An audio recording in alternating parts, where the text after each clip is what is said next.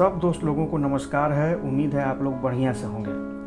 दोस्तों, आजकल राष्ट्रपति चुनाव को लेकर खूब चर्चा हो रही है। हो भी काहे नहीं, उसमें अपने बिहार पटना के यशवंत सिन्हा जी जो मैदान में हैं। हालांकि यशवंत सिन्हा जी के बारे में सब कोई थोड़ा बहुत तो जानता ही है। वैसे राजनीति में आने से पहले वो IAS थे, बीजेपी के नेता थे, केंद्र में मंत्री थे, अभी TMC के नेता हैं वगैरह वगैरह। लेकिन ऐसी बहुत सारी बातें हैं जो आप नहीं जानते हैं। आज हम आपको उन बातों से रूबरू कराने जा रहे हैं कि यशवंत सिन्हा जी ने कैसे बड़े बड़े नेताओं की छुट्टी कर दी थी। यशवंत सिन्हा जी का जन्म पटना में 6 नवंबर 1937 को कायस्थ परिवार में हुआ था। बचपन से ही यशवंत सिन्हा मेधावी थे। 1958 में उन्होंने पटना यूनिवर्सिटी से पॉलिटिकल साइंस में PG किया और 2 साल बाद ही IAS की परीक्षा में पास हो गए। पूरे देश में 12वां रैंक उनको मिला था। शुरुआती ट्रेनिंग के बाद उन्हें बिहार के संथाल परगना में DC बनाया गया। DC यानी कलेक्टर साहब। साल था 1964। बिहार के तत्कालीन मुख्यमंत्री महामाया प्रसाद सिन्हा संथाल परगना के दौरे पर थे। CM से लोगों ने अधिकारियों के खिलाफ खूब शिकायत की। इसके बाद भीड़ के सामने ही मुख्यमंत्री यशवंत सिन्हा से सवाल जवाब करने लगे। बार बार किए जा रहे सवाल जवाब से यशवंत सिन्हा परेशान हो गए। इस दौरान यशवंत सिन्हा ने अपने जवाब से CM को खुश करने की बहुत कोशिश की, लेकिन CM थे कि वो खुश ही नहीं हो रहे थे। तभी CM के साथ आए सिंचाई मंत्री ने उन पर कुछ ज़्यादा ही बोल दिया। इसके बाद यशवंत सिन्हा ने मुख्यमंत्री महामाया प्रसाद की तरफ देखकर कहा कि सर, मैं इस तरह के व्यवहार का आदी नहीं हूँ। यशवंत सिन्हा के जवाब से मुख्यमंत्री हैरत में पड़ गए।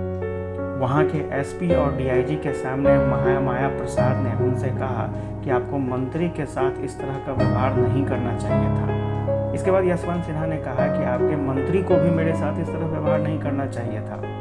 सिन्हा का जवाब सुनकर महामाया प्रसाद गुस्से में बोल पड़े कि मुख्यमंत्री से आपकी इस तरह बात करने की हिम्मत कैसे हुई। साथ ही उन्होंने IAS सिन्हा से कहा कि आप दूसरी नौकरी खोज लीजिए। इतना सुनते ही यशवंत सिन्हा ने महामाया प्रसाद से कहा, सर, आप एक IAS नहीं बन सकते हैं, लेकिन मैं एक दिन मुख्यमंत्री बन सकता हूँ। तो ये कहानी है यशवंत सिन्हा की। यशवंत सिन्हा JP यानी जयप्रकाश नारायण से बेहद प्रभावित थे। यशवंत सिन्हा ने रिटायरमेंट से 12 साल पहले ही IAS की नौकरी छोड़ दी। कुछ दिनों बाद ही वो जनता दल में शामिल हो गए और चंद्रशेखर के करीबी हो गए। बोफोर्स घोटाले पर घमासान के बीच 1989 में VP सिंह देश के प्रधानमंत्री बने तो उन्होंने यशवंत को राज्य मंत्री बनने का ऑफर दे दिया। तब के कैबिनेट सचिव TN शेषन ने यशवंत को मंत्री बनाए जाने की चिट्ठी भी सौंप दी, लेकिन 10 सेकंड के अंतर ही उन्होंने इस पद को ठुकरा दिया। दरअसल सिन्हा कैबिनेट मंत्री बनना चाहते थे। सिन्हा का तब कहना था कि उनकी सीनियरिटी और चुनाव प्रचार के काम को देखते हुए VP सिंह ने राज्य मंत्री का पद देकर उनके साथ अन्याय किया है। VP सिंह की सरकार 343 दिन चली। इसके बाद नवंबर 1990 में जब चंद्रशेखर PM बने तो उन्होंने सिन्हा को वित्त मंत्री बना दिया। यह सरकार भी महज 223 दिन ही चल पाई। सरकार गिरने के कुछ दिनों बाद यशवंत सिन्हा BJP में शामिल हो गए। अटल सरकार में वो वित्त मंत्री बने और विदेश मंत्री भी बने। लेकिन नरेंद्र मोदी के BJP में भूमिका बढ़ने के बाद यशवंत सिन्हा की कुछ खास नहीं चली। साल 2018 में BJP के बड़े नेताओं में शुमार रहे अरुण शौरी वकील प्रशांत भूषण के साथ यशवंत सिन्हा मोदी सरकार के खिलाफ केस दर्ज कराने के लिए सुप्रीम कोर्ट पहुंच गए थे। तीनों ने कोर्ट में याचिका दायर कर मोदी सरकार के दौरान राफेल सौदे में हुए भ्रष्टाचार का आरोप लगाया था। इसके साथ ही राफेल मामले में मोदी सरकार के खिलाफ CBI में केस दर्ज कराने की मांग भी की थी। यशवंत सिन्हा के इसी बागी तेवर को देखकर हर कोई हैरान था और उसी वक्त से BJP के साथ इनके रिश्ते खराब होते चले गए। साल 2004 चुनाव में BJP नेतृत्व वाली NDA गठबंधन को हार मिली थी। इस दौरान यशवंत सिन्हा भी हजारीबाग सीट से चुनाव हार गए थे। बाद में BJP ने सिन्हा को पार्टी में राष्ट्रीय उपाध्यक्ष बना दिया था।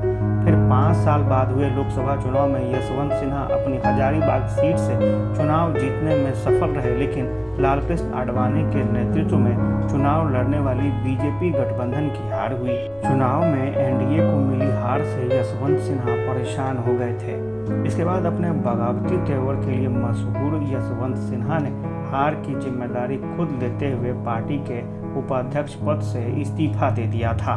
कुल मिलाकर कहें तो अपने पूरे करियर में यशवंत सिन्हा बगावती बने रहे और कभी भी किसी के सामने यशवंत सिन्हा ने झुकना बेहतर नहीं समझा। यशवंत सिन्हा अपने उसूलों के लिए काम करते रहे और अपने मन मुताबिक फैसले ही लेते रहे। दोस्तों, आपको यशवंत सिन्हा की ये स्टोरी अच्छी लगी हो तो इसको लाइक, शेयर और सब्सक्राइब कर दें।